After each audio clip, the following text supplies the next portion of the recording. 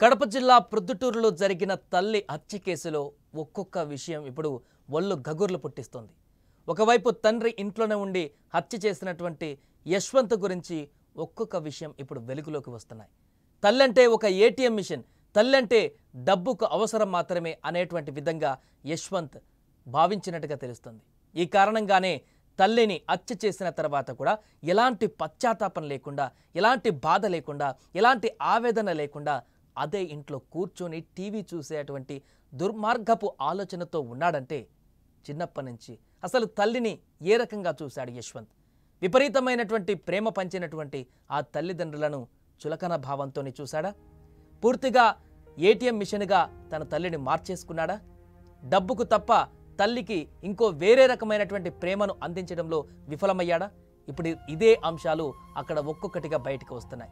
ఒక్కగానొక్క కొడుకు, తల్లిదండ్రులకు అల్లారు ముద్దుగా పెంచుకున్నటువంటి ఆ తల్లిదండ్రులు తన కొడుకు ఎంతో ఎత్తుకు ఎదుగుతాడు, ఉన్నతమైనటువంటి స్థానంలోకి ఉంటాడు, మంచి ఉద్యోగం సంపాదిస్తాడు, మా పేరును నిలబెడతారని చెప్పేసి చిన్నప్పటి నుంచే గారాభంగా పెంచారు ఆ తల్లిదండ్రులు. ఆ గారాభమే నేడు ఈ మోసానికి దారితీసిందా? పూర్తిగా తన పరిస్థితులకు కారణమైందా? ఆ తల్లి చిన్నప్పటి నుంచి విపరీతమైనటువంటి ప్రేమను పంచి తన కొడుకు అడిగిందల్లా ఇచ్చి ఎప్పుడు ఏదడిగినా కూడా డబ్బులు ఇవ్వడమే కాకుండా తనకు ఎలాంటి ఇబ్బంది లేకుండా అన్ని రకాల అవసరాలను తీర్చినటువంటి ఆ తల్లినే ఇంత దారుణంగా యశ్వంత్ హత్య చేశాడంటే ఆ తల్లి మీద ఉన్నటువంటి ప్రేమను పూర్తిగా యశ్వంత్ కోల్పోయాడా? ఇప్పుడు ఇదే అంశము చర్చనీయాంశంగా మారింది. తల్లిదండ్రులు కొడుకు పైన పెంచుకునేటువంటి ప్రేమ అది మరింత ఎక్కువైతే విషంగా మారుతుందనే దానికి ఉదాహరణగా ఇది నిలిచినట్టుగా తెలుస్తోంది. ఎందుకంటే ఒకవైపు తండ్రి ఏ పని అంతకుముందు ఏదో బార్లో పనిచేసి కొద్ది రోజుల తర్వాత ఆగిపోయాడంట, ఇప్పుడు ఏ పని చేయట్లేదు. ఒకవైపు తల్లే కుటుంబ భారాన్ని మొత్తం పోషిస్తుంది, ప్రభుత్వ ఉపాధ్యాయురాలుగా ఆ పని చేస్తూ కుటుంబాన్నంతా కూడా పోషిస్తుంది. ఒకవైపు కొడుకుని, మరొక వైపు భర్తను కూడా చూసుకుంటుంది. ఇక భర్త మొదటి నుంచి కూడా పూర్తిగా భార్య చేస్తున్నటువంటి ఈ ఉద్యోగం పైన ఆధారపడేటువంటి, అంటే అప్పుడప్పుడు మధ్యలో కొన్ని పనులు చేశాడు కానీ పూర్తిగా కుటుంబ పోషణ తల్లే తీసుకుంది. కాబట్టి కొడుకుకి పూర్తిగా తల్లితోనే ఆ అటాచ్మెంట్ పెరిగింది.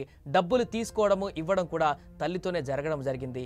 ఈ నేపథ్యంలోనే ఎవ్రీ మంత్ తన తల్లి డబ్బులు పంపించేది హైదరాబాద్లో. ఇక్కడ కోచింగ్ తీసుకుంటూ చదువుకుంటున్నాడు, ఆ తర్వాత మంచి ఉద్యోగం సంపాదిస్తాడు, మంచి ఉద్యోగం సంపాదించి తర్వాత మమ్మల్ని చూసుకుంటాడని చెప్పేసి అనుకున్న ఆ లక్ష్మీదేవికి తీవ్రమైనటువంటి నిరాశ మిగిలింది. తన కొడుకు ఏం చేస్తున్నాడు, ఎలాంటి ఆలోచనలతో ఉన్నాడు, ఎంత దుర్మార్గంగా మారుతున్నాడు అనే వాటిని ఎట్టి పరిస్థితుల్లో కూడా తల్లి ఊహించలేకపోయింది. అడిగిందల్లా ఇస్తూ నా కొడుకు అక్కడ బాగుంటే చాలు, తను మంచిగా చదువుకొని అక్కడ మంచి ఉద్యోగం చేస్తే చాలు, అతను అక్కడ ఏం చేస్తున్నాడు, ఎలా బిహేవ్ చేస్తున్నాడు, ఎలాంటి ఆలోచనతో ముందుకు వెళుతున్నాడు, తన బిహేవియర్ ఏంటి అనేది కూడా పూర్తిగా చూడనటువంటి పరిస్థితి ఏర్పడింది. ఈ నేపథ్యంలోనే తన తల్లి కొంత అనారోగ్య సమస్యలు, పోలియోతో మొదటి నుంచి బాధపడుతున్నటువంటి, అంగవైకల్యంతో కొంత బాధపడుతున్నటువంటి తన తల్లి గత కొన్ని నెలల క్రితం అనారోగ్య పాలై బెడ్ రెస్ట్ తీసుకొని పూర్తిగా స్కూల్కు కూడా వెళ్లకుండా 3 నెలల పాటు అనారోగ్య సమస్యలతో ఇంట్లో కొట్టుమిట్టాడుతున్న సందర్భంలో కూడా తన భర్త తనని చూసుకున్నాడు తప్ప ఆ కొడుకు ఏ రోజు కూడా ఒక్క పూట హైదరాబాద్ నుంచి వచ్చి తన తల్లిని చూడలేనటువంటి పరిస్థితి ఉందంటే అతను యశ్వంత్ తన తల్లిని కేవలం డబ్బు కోసము ఆ ఏటీఎం మిషన్గా తన తల్లిని వాడుకున్నాడు తప్ప తన తల్లి పైన ఎలాంటి ప్రేమను కానీ, ఎలాంటి ఆవేదన బాధను కానీ పంచుకోలేకపోయాడంటే తను ఏ రకంగా పెరిగాడు, తన తల్లిపైన ఎంత ఆగ్రహావేశాలు లేకుంటే దుర్మార్గంగా మారాడనే దానికి ఇదొక అద్దం పట్టేటువంటి సంఘటన.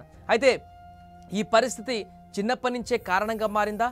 ఆ ప్రేమ అనేది ఎక్కువ ఇచ్చినప్పుడు దాన్ని లీనియస్గా తీసుకొని ఈ యొక్క యశ్వంత్ ఈ రకమైనటువంటి దుర్మార్గానికి మారాడా?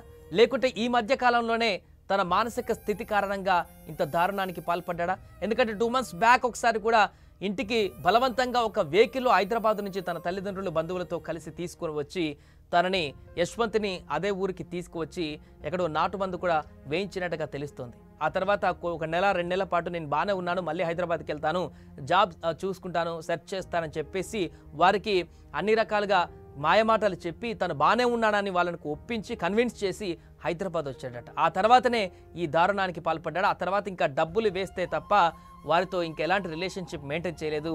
అయితే కనీసం డబ్బులు ఇవ్వకుంటేనన్నా ఒక మంత్ దానికోసమన్నా వస్తాడనేటువంటి ఒక బాధ, ఆ యొక్క ఆవేదన, ఆ తల్లి అలాగైనా నా కొడుకును చూడొచ్చు అనేటువంటి ఒక ప్లాన్ తోటి గత ఈ మంతు డబ్బులు అడిగితే ఇవ్వనని తెగేసి చెప్పింది.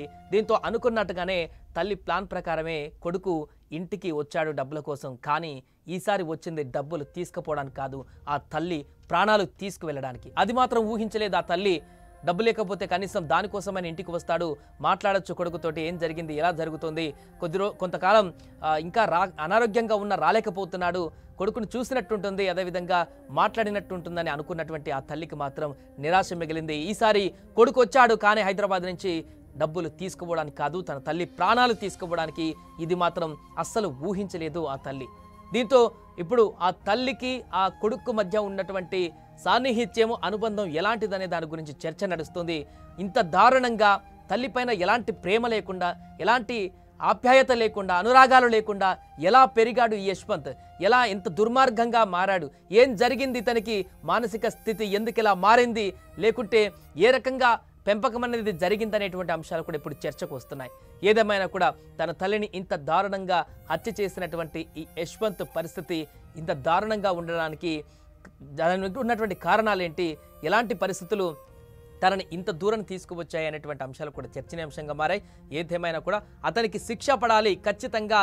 ఇలాంటి ఘటనలు మళ్ళీ మళ్ళీ రిపీట్ కాకుండా తల్లిదండ్రుల మీద ప్రేమ, భయం, భక్తి ఇవన్నీ కూడా నేటి తరం పిల్లలకి ఉండాల్సిన అవసరం ఉంది. లేని పక్షాన ఇలాంటి దారుణాలు ఇంకా భవిష్యత్తులో వచ్చేటువంటి అవకాశాలు ఉంటాయంటూ కూడా ఆవేదన వ్యక్తం చేస్తున్నారు.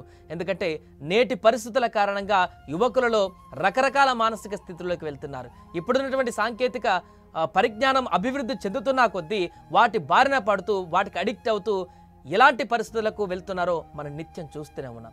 ఇంకా అలాంటి దారుణమైనటువంటి పరిస్థితులకు వెళ్లకుండా ఉండాలంటే తల్లిదండ్రులు పిల్లల మధ్య ఉన్నటువంటి అనుబంధాన్ని, ఆప్యాయతలని, ప్రేమలని మరింత పెంచి పోషించే అవసరం ఖచ్చితంగా ఉంది. ఎక్కడో వేరే ప్రాంతాలలో చదువుకుంటున్నారు పిల్లలు, ఎక్కడో హాస్టల్లో పెట్టేశాం, వారు బాగా చదువుకొని పెద్దవుతారు, మంచి ఉద్యోగం చేస్తారు అనుకునేటువంటి తల్లిదండ్రులకు ఇదొక ఖచ్చితంగా హెచ్చరిక అని చెప్పొచ్చు. అక్కడ ఎవరితో తిరుగుతున్నారు, ఏం చేస్తున్నారు, ఏం ఆలోచిస్తున్నారు, వారి మానసిక పరిస్థితి ఏంటి, ఆందోళన చెందుతున్నారా, జాబు రాక ఆవేదనతో కూడుకుంటున్నారా, లేక ఇంకే రకమైనటువంటి మానసిక ఒత్తిడితో కూరుకుపోతున్నారా, ఇవన్నీ కనుక్కోవాల్సిన బాధ్యత అయితే ఇప్పుడు ఈ యొక్క ఘటన ద్వారా తెలుస్తుంది. ఏదేమైనా కూడా ఈ ఘటనకు సంబంధించిన లోతుగా వెళ్తున్న కొద్దీ అనేక అంశాలు తెరపైకి వస్తున్నాయి. యశ్వంత్ చేసిన ఈ దారుణాన్ని మాత్రం ఎవరు కూడా తట్టుకోలేకపోతున్నారు. అక్కడ వచ్చిన బంధువులందరూ కూడా కన్నీటి పర్యాతం అవుతున్నారు. స్థానికులు కూడా తీవ్ర భయాందోళనకు గురవుతున్నారు. యశ్వంత్కు కఠినంగా శిక్ష పడేలాగా చూడాలంటూ కూడా తమ యొక్క ఆవేదనను వ్యక్తపరుస్తున్నారు.